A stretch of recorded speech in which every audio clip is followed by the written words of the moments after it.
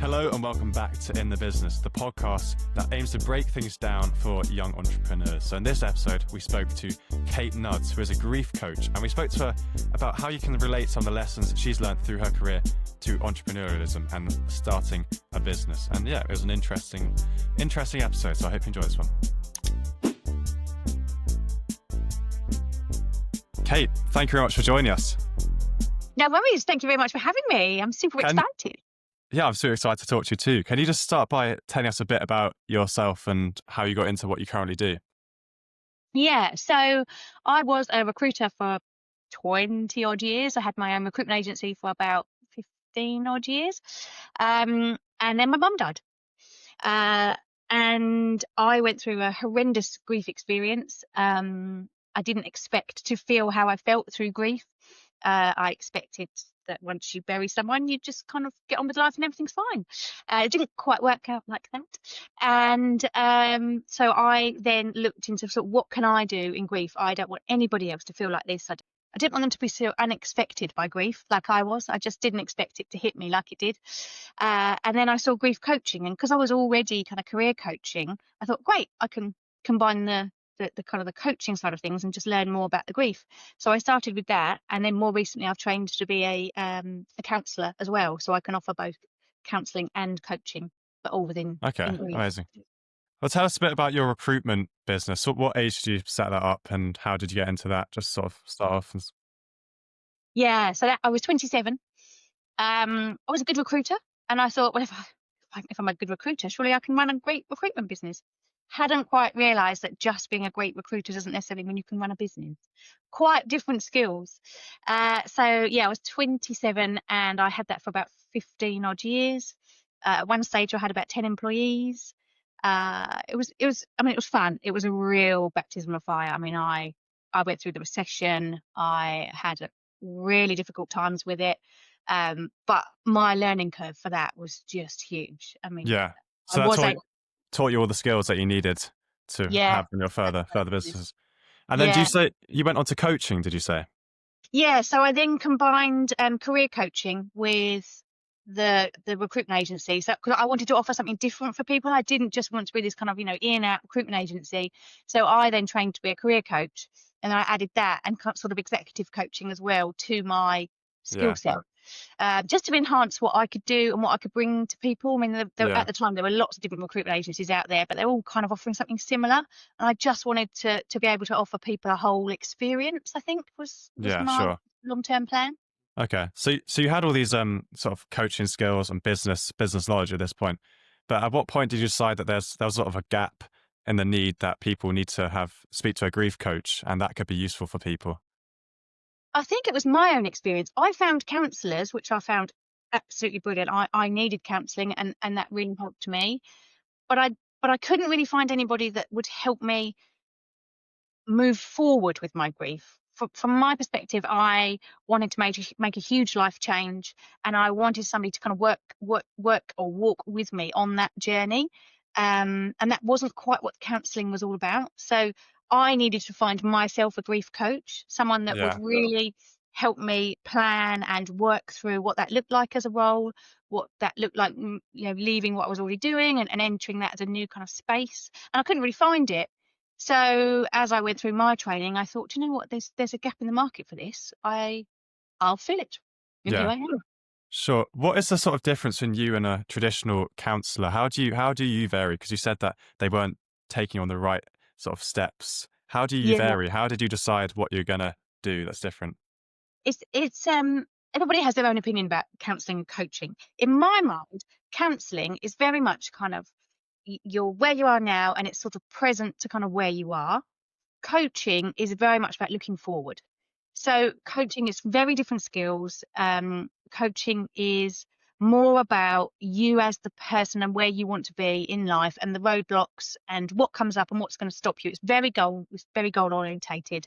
There is some sort of almost like CBT counselling in there, really, because it is quite it's very goal orientated, and it's about moving forward all the time. How do you want to move forward? What do you want it to look like? And what are the blocks that are going to come up? And each session you work through a goal, which is very, very different from counselling, or the modality of integrative counselling that I've learned, because you aren't looking at those goals. You're very much looking perhaps at the here and now, how someone's feeling, perhaps looking at, if I look specifically at grief, it's kind of like where that grief is coming from, the complex relationship that you have with people.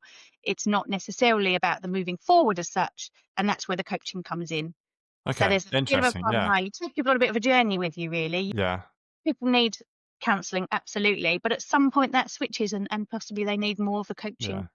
It's quite a unique idea being a grief coach. I guess Mm. at the start, because there's not exactly like a structure you can follow. If you're going to coach someone in a discipline that is, I don't know, already exists and very popular, you can follow someone else's sort of structure of how the sessions will go. Did you have to make yours up from scratch? You're like, this is how I'm going to run every session. Yeah, I did. I did train in a particular program called the Grief Recovery Method, which was really helpful, and that gives you a framework to work to. And in coaching in general, there's a framework that I was taught to work to, which is the GROW model. So you have a session for kind of you have a framework for each of the sessions, but grief is messy. Like, grief is so difficult. It's such a difficult emotion to navigate, and that's almost the difficulty with it, that everybody is on such a different journey with grief. It's not like executive coaching. It's not like career coaching. It's you are managing grief in yourself, and also how others perceive how you should be coping with your grief. So there's a lot to manage within each of those sessions. And I've had to learn to work very differently with each and every type of person, depending where they are in their grief journey, because some people might be, fairly new in their grief journey, and for some people it might be 10, 15, 20 years down the line, but they're still grieving, and that's quite different. The grief is quite different. So you have to learn how to work with individuals on each of their own journeys. Just, it's not Okay. easy. Yeah, interesting. You have to adapt each session. So you've previously described that grief is like it's a catalyst for growth. Can you explain that a bit?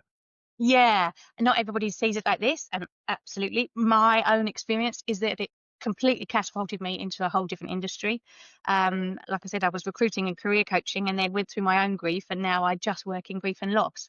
So I used it. I saw the finality of life, and I thought, I don't want to be doing this over here anymore. I want to be doing this, and I used it for my own catalyst for growth.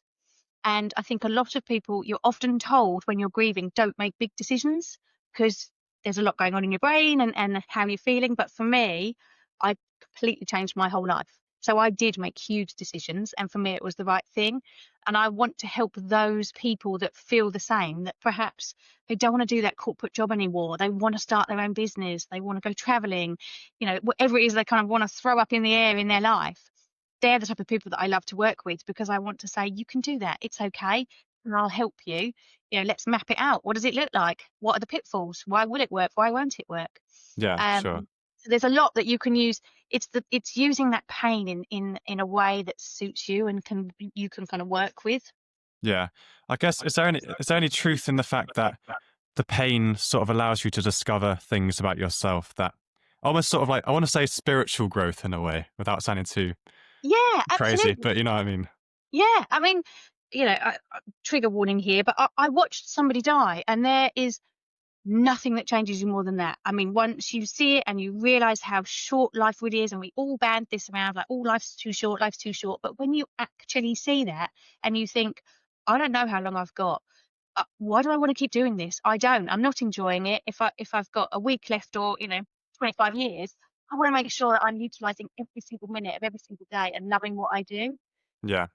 It's a whole spiritual growth. It has to be. I don't think you can not be changed by grief, and that's a blessing and a curse. But for me, I'm so grateful for what I do now. But I had to go through a really awful, difficult period to get where I am now, and I wouldn't be Yeah. doing it if I hadn't gone through it. So there is definitely some spiritual. Okay, sure. So it was like a catalyst for your career change, but were you a bit scared at the start? Because obviously you got this career going, and now you're entering a totally new industry. Like, were you like, how did you get those clients in those early days, and how Yeah. did you adapt? Really? Yeah, I was worried. I didn't know if it was going to work. I mean, I'm like, well, why is no one really doing this? So is it not going to work? Have people tried it and it's not worked? And then you talk to people, and everyone says, oh, you're so needed, you're so needed. But at the end of the day, I'm also not a free service, and people have got to pay for Yeah. my services. So there was some trepidation about putting myself out there. And I did a lot of pro bono work initially. I did a lot of coaching with people to get my skills right, to work out my framework, to work out how it was going to work. And then that from word of mouth, just, you need to talk to Kate, you need to talk to Kate. And I do a lot of networking in my local area as well. And I've just kind of now managed to start to get my name out there for, if you're grieving, go and chat to Kate. So Okay. Yeah. it's taken, it's still a work in progress, absolutely, but it's that networking, it's that word of mouth, it's working with people, getting those testimonials. You have to do a lot for free. I did, but it's got me to where I am now. Yeah. Well, that's often the way, is it? It's often word of mouth more than anything. You put loads of money to ads and whatnot, but it's actually the word of mouth, real life connections that get you where you want to be. Yeah, especially for me as well. It's really difficult not to capitalize on someone's grief. I'm not, you don't want, ads are really difficult. Like, what do you put Yeah. out? Are you grieving? Talk to me. It's like, Yeah, it's definitely true. Yeah. Yeah. faceless almost. And I work much better with people, really closely. Hopefully they see my warmth and my empathy, and they realize that I do truly care. I'm not just here to, it's not just a business. So, and I think that's difficult to come across with adverts. So that word of mouth, people understand and get me, and then they're able to then talk to other people about why come to me. Sure. From your perspective, what can entrepreneurs learn about grief counseling, about handling different kinds of setbacks, such as, failing products, losing clients, or just getting rejected by investors? There's so much grief. When I ran my business and then it shut down, I went through a period of loss, but I didn't know it was grief because nobody ever really said to me, you're grieving, right? It's a loss. And you have to build up that resilience, especially entrepreneurially. I went through so many losses. We went through the redundancies, we went through the recession. I had months where no money came in and I had to pay my staff. There's so much that you have to go through, and you build up, you just build up a thicker skin, and you work out how to, you problem solve all day, every day. I did say before this role that I was a problem solver. That's what I did. That's what I did all day long. So you tend to build up that kind of that resilience muscle the more that you do it. And I think understanding that it's loss and that there potentially is some sort of grieving process, and it kind of taking the pressure off your shoulders and going, do you know what, you lost that client, and actually it's okay to be majorly hacked off about it and actually quite sad, but what have you learned from it? What can you do next time? What have you learned from losing that client? So again, it's a catalyst for growth. What can you learn all the time from what you've lost? Are there like stages of grief? So can you explain the stages? Yeah. And do you see parallels from them stages to maybe an entrepreneur struggling with a business? So the stages of grief came from Elizabeth Kubler-Ross, who actually I think was a palliative care nurse. When you first look into grief, and it was the first thing that came up for me when I started like Googling what's wrong with me, what is grief, and it's the stages. But actually, in what's happened, I think, is those stages have got they've got a bit contorted over time, because they were actually stages of somebody who was dying, which make much more sense when you read them: denial, bargaining. So when somebody's terminally ill, yes, potentially they might want to deny it or try to deny it, or they might try and bargain their way out of it.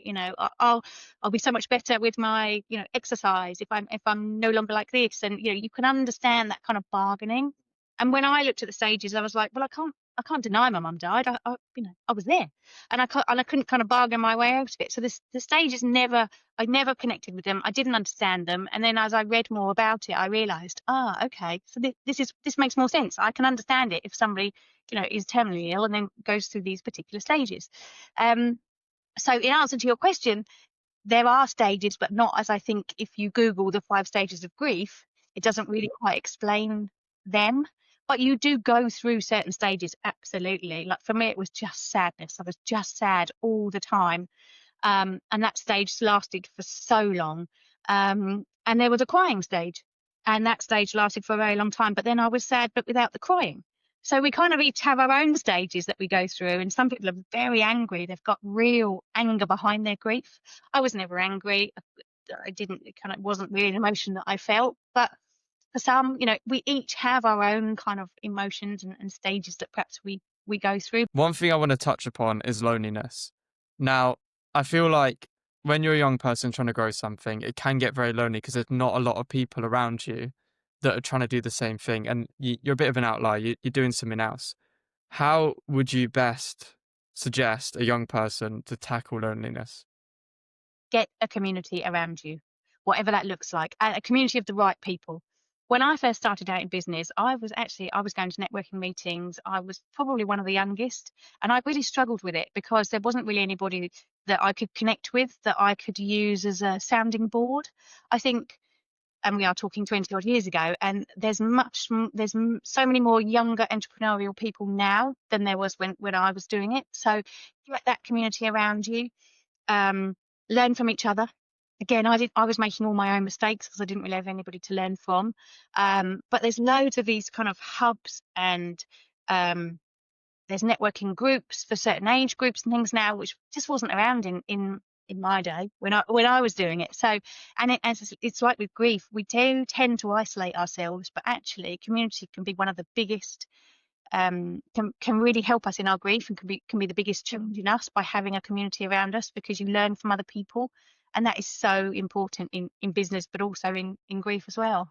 Yeah, I guess building on that is talking to someone almost like, I guess, like remedy might be the right word. Is it one of the most useful remedies to sort of progress through those stages and eventually sort of towards a better ending, really?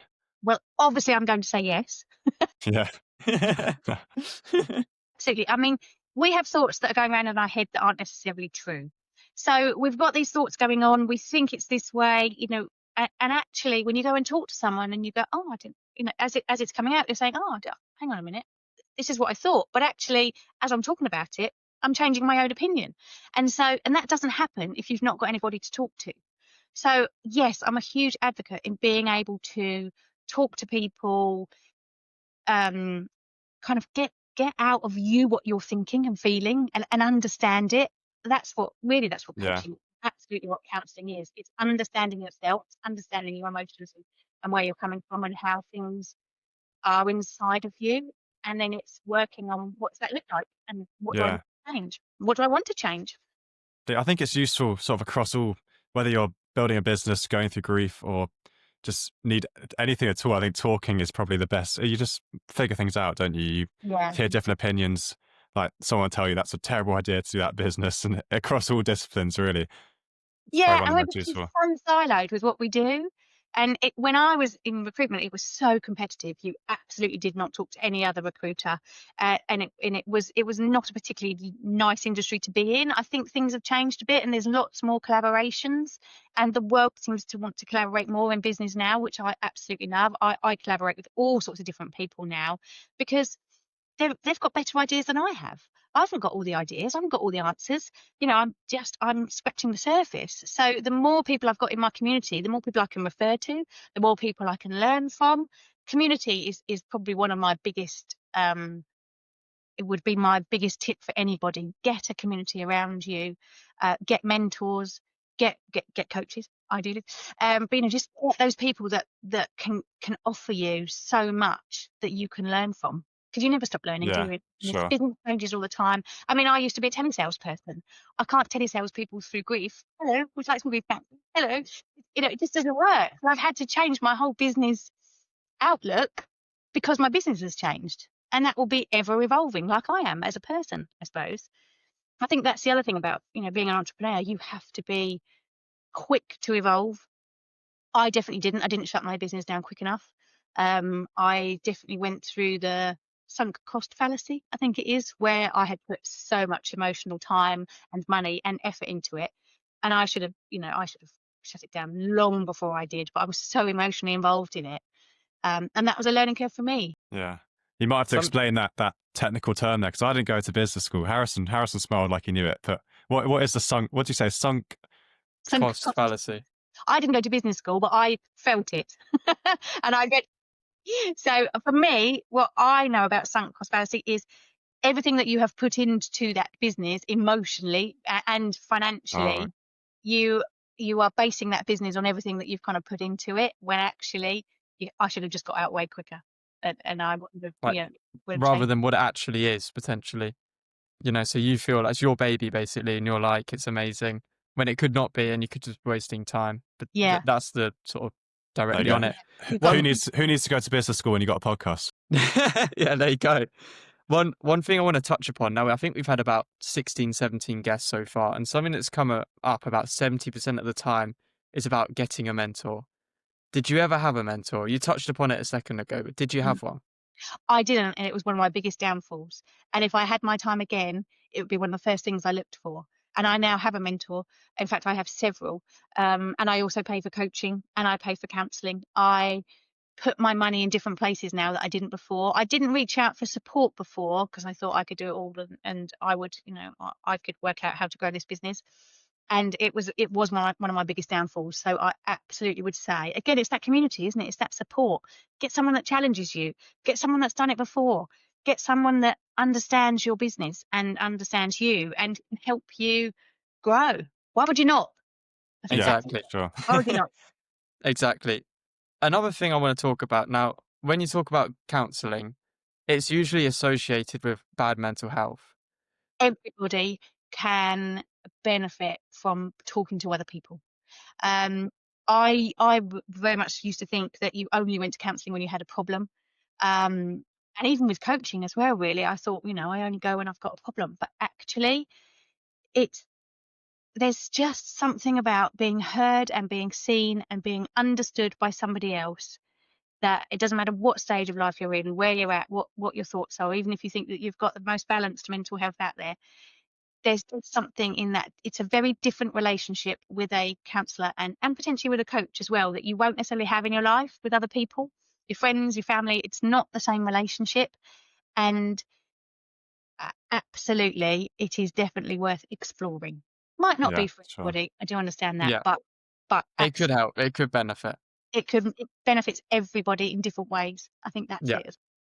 How should managers and teams communicate about a loss? So let's say you started a business, you've grown the business, you've started employing people, and scenarios are going to happen. Someone might have a loss. What's the best way to deal with it? Do you give them their space? Do you try and get involved a little bit? How do you navigate that? You ask the person. That's one of my biggest advice. And this might be a personal loss, or it might be a loss of a client, as we've said, from a business perspective. But you make the space so that the environment is open for people to come and talk to you if they want to, and offer that space confidentially. Don't come and sit at someone's desk and do it. Offer them the space to say, there is space over here in this room, this confidential private office for you and I to talk about it. Create a space where people are seen and heard and welcome the opportunity to talk about how they're feeling, whatever that loss might be. That's what I try and talk about all the time from a grief education perspective. Be a grief-informed workplace. And if it's not grief, a loss-informed workplace. Because we're going through so many losses in our lives. Grief isn't about bereavement, isn't just about bereavement. It's about loss of health, loss of finances, divorce, kids going off to uni, baby loss, pet loss, everything in our life. At every point in our life, there's some losses that we'll go through. And even in the working day, loss of a client, is huge. I mean, that can be such a heavy experience. You need to create the type of environment where someone can go, do you know what, I'm struggling with this and I need to talk about it, and we need to look at, again, I think as I said, what have I learned from this? It's interesting you say that grief is sort of involved in all stages of life, because that's why we originally wanted to bring you on. It was because grief isn't just restricted to, say, losing a parent. It is losing a client, losing that part of your business. So all these tips can be applied sort of universally, can't they?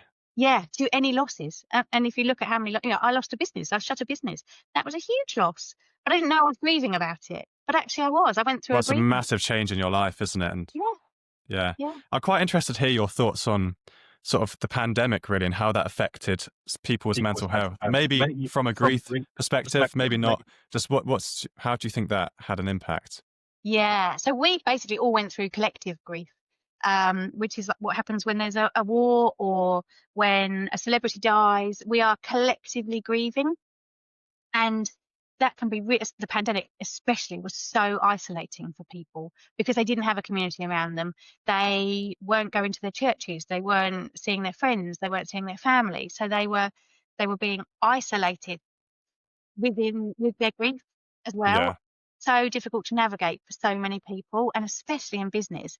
We went through this massive change that we just weren't ready for. Almost, everything that was done face to face, we then suddenly overnight had to learn how to do everything online.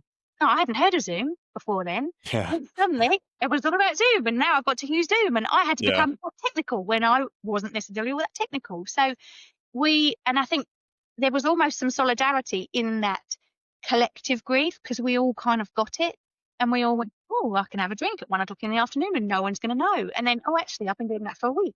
Is that acceptable? I don't think that is anymore. And suddenly all these things that we were kind of all doing and, running out there and buying toilet roll like we've never bought it before. And just Crazy everything, time. the Yeah. kind of like absolute madness that we all went through. And then we all took a step back and we're laughing about it because we're like, oh, we're all in this together. We all Yeah. get, and it was like, it was one of the, it was just something that we all kind of got, I think. And that helped to understand it more.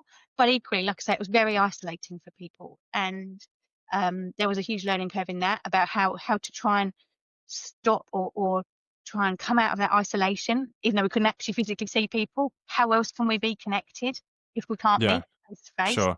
So we all learned, let's do quizzes online with our family, or whatever it was that Yeah. we started doing that we probably haven't done since and might not. Yeah. It was just a whole new learning curve. We literally had to learn overnight how to And you got to adapt, I suppose. Yeah. adapt. It's about being Yeah. adaptable, isn't it? All the Sure. time. Especially So there are that's what running a business is, isn't it? Being adaptable. being a key skill. Yeah. Are there any sort of mistakes that you've seen people struggle? Maybe like it's a common mistake that people do when they're going through grief.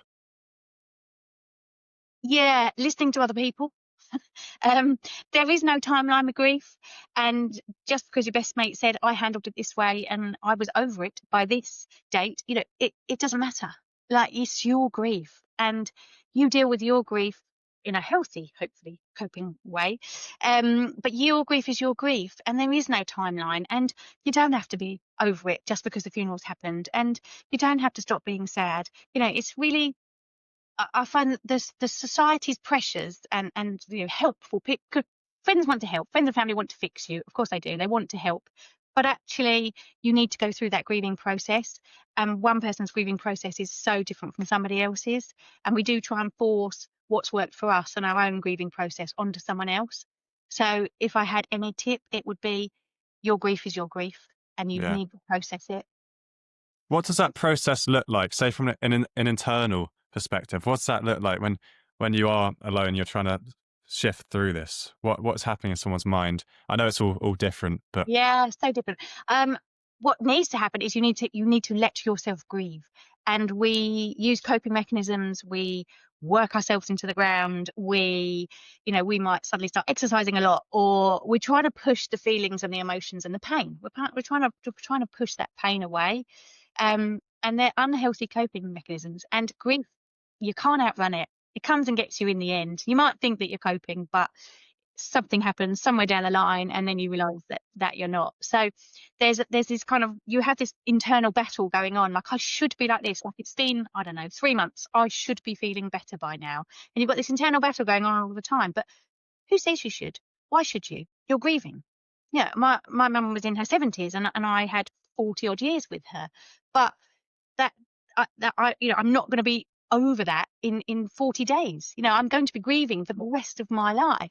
And when I took that pressure off my shoulders, I was like, oh, well, yeah, okay, I've just got to incorporate the grief into my life, whatever that looks like. And I'm going to be sad sometimes, and it's yeah, okay. interesting.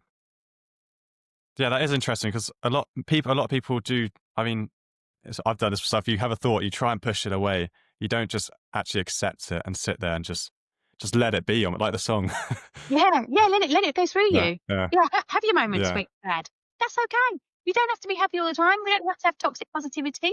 You can be sad. You can be angry. You're allowed all these emotions. It just obviously depends on how you're coping with these emotions. But just let them come. As a Sure. grief coach, you must have a lot of emotion coming in from hearing out of other people. How do you stay resilient yourself when constantly hearing this? I get that all the time, actually. I get people ask all the time, how do you do this? Because it is heavy. It's very heavy work, of course. But I've never been so grateful about the work that I do. It's just, I think the way I try and describe it is it's not my pain and it's not my grief. I hear it and I'm absolutely with that person. And I come at it from a very empathic perspective, but it's not my grief. I have my own grief. And so I don't take other people's grief on because I've got plenty of my own. And you learn, I think you do learn to build up that resilience. I think, as I was saying, in business, you learn from every mistake, you learn another layer of skin and some more resilience. This works over here and this doesn't work over here. And it is a little bit trial and error, but I have to have my own self-care. I do a lot outside of nature. For me, being outside is very grounding. So I love to be outside. That's my kind of sort of a place where I know that I feel better when I'm outside in kind of nature. So I look after myself from a self-care perspective. But yeah, it's just such amazing work, and I think I'm so grateful for it that I just love what I do. Yeah. Well, you mentioned gratitude there. Is there a benefit to having a gratitude sort of routine almost? You hear this online a lot. They sit down in the morning, think 5 things you're grateful for. Is that actually an actionable process? I love it. I'm a massive advocate. Do you do that? Okay. Yeah, I do. I didn't, but like I said, when I saw the fragility of life and I realised there's so much I could be ungrateful for if I wanted to be, there's always things that I want, and it was always I was always very materialistic, and I was always kind of living through that lens of what next, how much can I earn? What can I buy? And actually, when I stripped all that away, when you talk about death and dying all day, there's nothing more final than death and dying. And so when you realise that actually none of all that materialistic and all that stuff matters, what matters is I've got my health. I wake up every morning so grateful that I've got my health, and so have the people around me. And I'm grateful that I get to do the work and the job that I love.